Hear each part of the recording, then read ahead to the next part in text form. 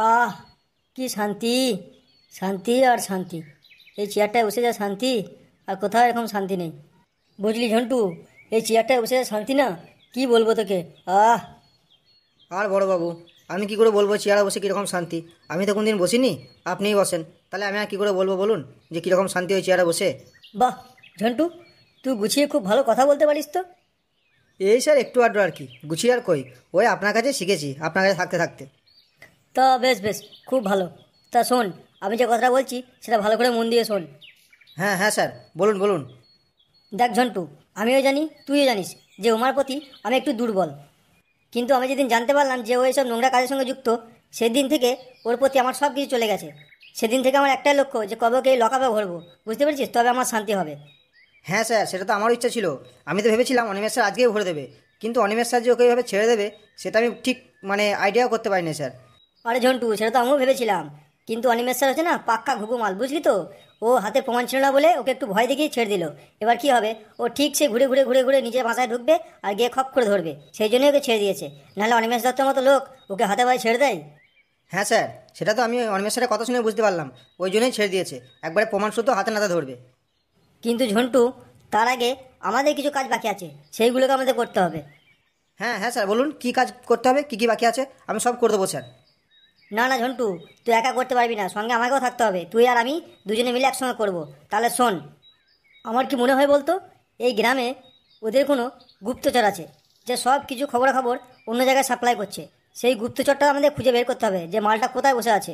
তুই একটা কাজ করবি, এই গ্রামে যত নতুন লোক দেখবি, ভিখারি যাই হোক, তাকে না ধরে এনে লকআপে পুড়িয়ে দিবি। সে যে হয় আমি দেখে নেবো, যা হবে। কি বলছেন স্যার? নতুন লোক ভিখারি যাকেই দেখবো তাকেই ভোট দেবো? স্যার পরে কোনো প্রবলেম হবে না তো? শোন, সে নিয়ে তোকে চিন্তা করতে হবে না, সে আমি বুঝে নেবো, যা হয় আমি দেখে নেবো। কিন্তু এই গ্রামে যদি নতুন কোনো লোক, সেটা ভিখারি হোক বা কোনো হকারওয়ালা হোক, যে কোনো বিক্রি করো, কোনো সবজি বিক্রেতা হোক, যাকেই দেখবি এনে লকআপে পুড়ে দিবি। তারপরে আমি দেখে নেবো তাকে কি করতে হয়। আমার যদি সন্দেহ ঠিক হয়, তাহলে ওদের মধ্যেই কেউ একজন গুপ্তচর হতেই হবে। ঠিক আছে স্যার, আপনি কোনো চিন্তা করবেন না, আপনি যা যা বলেছেন তাই তাই করবো, কিন্তু স্যার আপনাকেও সঙ্গে থাকতে হবে।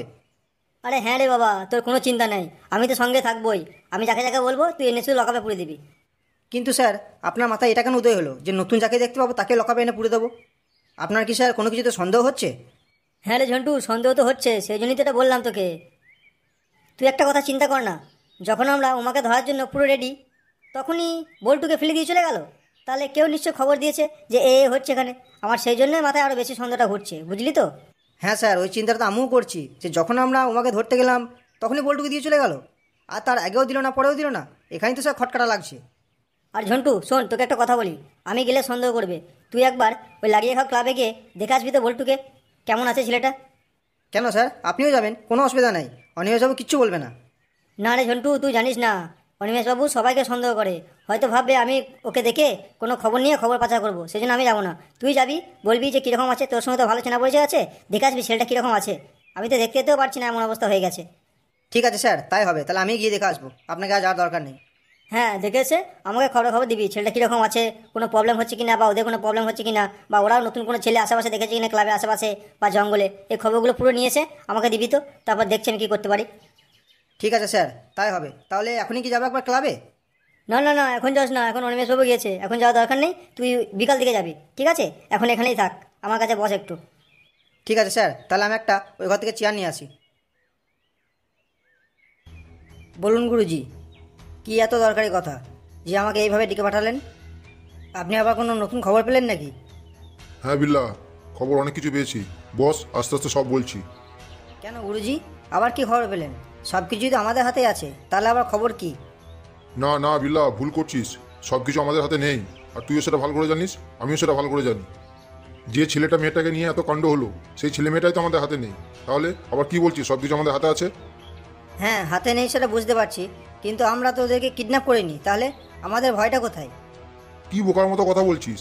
কিডন্যাপ করিনি, কিন্তু কিডন্যাপ করার প্ল্যান তো আমরাই করেছিলাম, সব কিছু তো আমরাই করেছি। সেই জন্য দোষ তো আমাদের গাড়ি আসছে। আর এই যে উমা, তুমি কি বলতে পারবে ওই ছেলেটার মেয়েটা কোথায়, বা ওরা কোথায় যেতে পারে? ওদের কি চেনাশোনা কোনো জায়গা তোমার জানা আছে যেখানে ওরা যেতে পারে? না গুরুজি, আমার তো কিছু জানা নেই। আর আমি তো ছেলেটাকে চিনি, কিন্তু ওর এত রিলেটিভের বাড়িতে আমি জানি না, সে খবরটা বলতে পারবো না ওরা কোথায় আছে বা গেছে। আমার মনে হয় ওরা কোথাও লুকিয়ে পড়েছে গুরুজি। তাহলে বিল্লা, এবার তুই বল আমি কি করব? এত কিছু টেনশন নিয়ে কি থাকা যায়?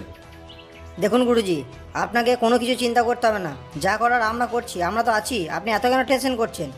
আরে টেনশন কি আর সাথে করছি? আমাদের এখানে অনেক দিন গা ঢাকা দিয়ে থাকতে হবে, কিন্তু খাবার কতদিনের স্টক আছে, কতদিন কি চলবে সেটা একবার চিন্তা করে দেখেছিস? দেখুন গুরুজি, আমাদের এখানে যা খাবার স্টক আছে মোটামুটি 10-20 জনের 1-1.5 মাস মতো চলে যাবে, কিন্তু তারপরে কী হবে সেটা বলতে পারছি না। হ্যাঁ, আমি তো সেটাই ভাবছি যে সব কিছু আগে থেকে রেডি করে রাখতে হবে, কারণ 1-1.5 মাস পর্যন্ত আমাদের অপেক্ষা করতে হবে, তার বেশিও করতে হতে পারে।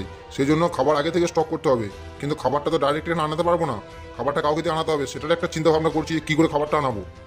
কারণ একটা জিনিস চিন্তা কর, এখানে ডাইরেক্ট খাবার আনতে পারবো না, কেউ যদি পেছনে ফলো করে তাহলে আমাদের আস্তানাটা জেনে যাবে, সেই জন্য অন্য কাউকে ভাড়া করে এখানে খাবারটা আনতে হবে। তার একটা প্ল্যান কর যে কী করে খাবারটা এখানে পৌঁছাবি। আর শুধু তো খাবার আনলেও হবে না, তার সাথে জল আছে, আরও অন্যান্য জিনিস আছে, সেগুলোও তো আনতে হবে।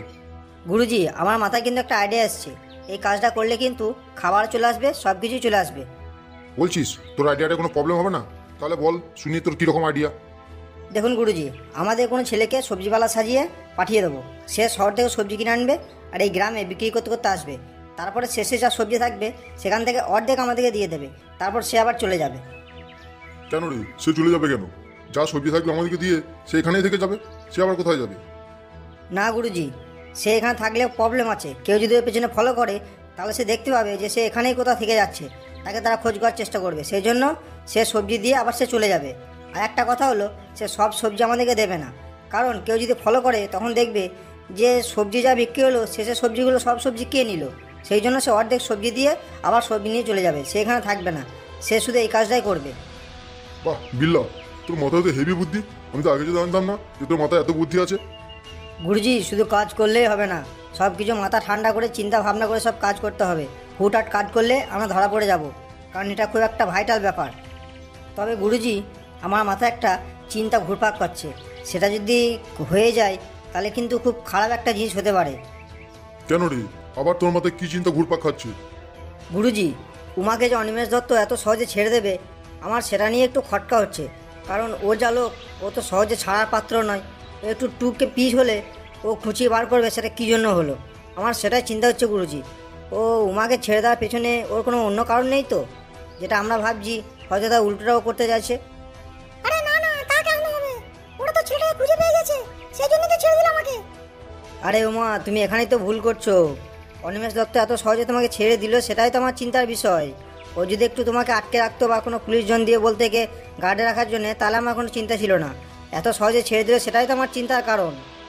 তোমাকে যে আমরা এত সহজে নিয়ে চলে আসবো এটা তো ভাবতে পারিনি, ভেবেছিলাম অনেক কিছু হবে, অনিমেষ দত্ত চলে গেলে অল্প পুলিশ থাকবে, সেখানে আমরা ঝামেলা কিছু করে তারপর তোমাকে নিয়ে চলে আসবো, কিন্তু পুরো অনিমেষ দত্ত সবাইকে গোটা টিম নিয়ে চলে গেল আর তোমাকে ফাঁকা করে দিয়ে, এখানে ব্যাপারটা একটু অন্যরকম লাগছে না?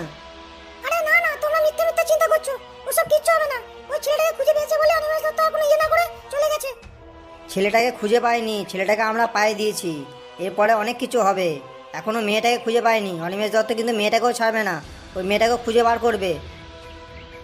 তুমি তো অনিমেষ দত্তকে চেনো না, ও কী জিনিস আমরা ভালো করে চিনি, তাই না গুরুজি? হ্যাঁ রে বিল্লা, তুই ঠিকই বলেছিস, অনিমেষ দত্ত যে কী জিনিস আমরা হাড়ে হাড়ে বুঝি সেটা। ঠিক আছে, অত চিন্তা ভাবনা করার দরকার নেই, আর দু একদিন দেখি, যদি সেরকম হয় তাহলে আমরা রাত্রে সবাই এখান থেকে বেরিয়ে পড়বো, আস্তে আস্তে বেরিয়ে পড়বো, কেউ বুঝতে পারবে না। আচ্ছা ওমা, আমাদের ওই এমএলএ সাহেবের খবর কি? উনি কি গ্রামে আছেন না গ্রাম ছেড়ে চলে গেছেন? না না, ও গ্রাম ছেড়ে যাবে কেন? ও তো আমার পিছনে পড়ে আছে, ওর বউ বাড়িতে নেই, তবে এখন কোথায় আছে সেটা বলতে পারছি না। গ্রামে আছে না গ্রাম ছেড়ে চলে গেছে। ঠিক আছে বিল্লু, তুই একটা কাজ কর, কালুয়াকে বল ওখানে খবর নিতে, আর ওখানে সিচুয়েশন কীরকম আছে সেটা জেনে আমাকে জানাতে বল। বিল্লা, ওই ছেলেটাকে নিয়ে অনিমেষ দত্ত বা ওই ছেলেগুলো কোনো সন্দেহ করেনি তো? না না গুরুজি, সেরকম তো খবর এখনো আসেনি, এলে আপনাকে জানিয়ে দেবো।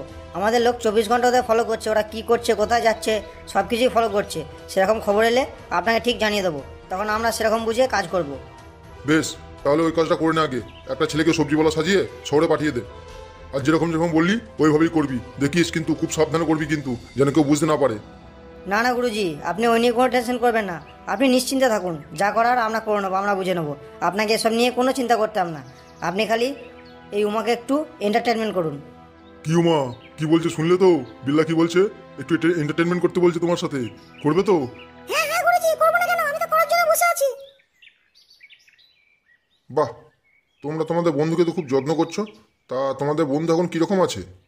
স্যার, কি আর বলবো, খুব ভালোও নেই আবার খুব খারাপও নেই, এই মোটামুটি আছে।